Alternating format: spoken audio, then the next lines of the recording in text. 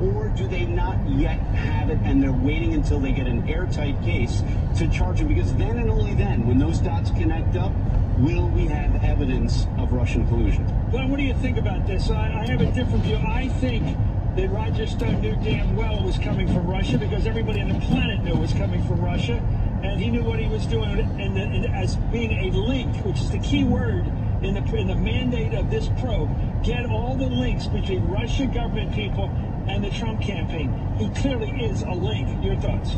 Yeah, Chris, this is an incremental step toward a bigger conspiracy indictment that is absolutely coming. And, you know, it's funny because this indictment reads like a conspiracy indictment. It has the building blocks of a conspiracy indictment, but it doesn't yet charge the conspiracy. That's obviously for tactical reasons. This is one incremental step that the Mueller team will now use to try to break Roger Stone and bring him on board, because goodness knows he would be a treasure trove of information about Donald Trump, having a decades-long association with him.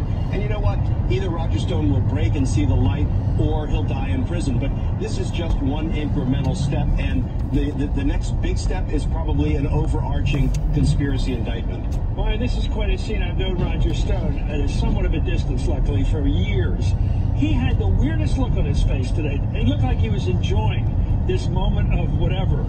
He absolutely was. I mean, he's the one who said, you know, it's better to be talked about than not, and he doesn't care if being talked about means being talked about as he stares down the barrel of a prosecutor's gun. And it's rather staggering. I mean, I want to go back to the point that Glenn made. You know, we're talking about a man who says he doesn't want to bear false witness, who literally, we have email exchanges in which he is fabricating lies about Hillary Clinton's health in the context of the indictment.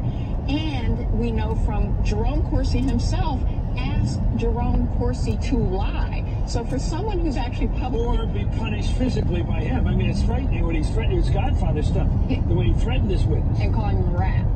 Anyway, the indictment alleges Stone communicated with conspiracy theorist Jerome Corsi and radio host Randy Credico about making contact with WikiLeaks, while at the same time he kept in touch with people close to the campaign. For instance, in early October, Stone wrote to a supporter involved with the Trump campaign saying, "Spoke to my friend in London last night. The payload is still coming."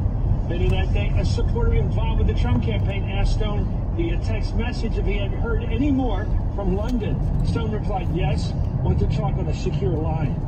And then after the release of John Podesta's emails on October 7th, quote, an associate of a high-ranking Trump campaign official sent a text message to Stone that read, "Well done." While that associate who congratulated Stone is unknown, his boss, the high-ranking campaign official, has been identified as Steve Bannon. Congressman, thank you. I don't know. You guys up there have to decide whether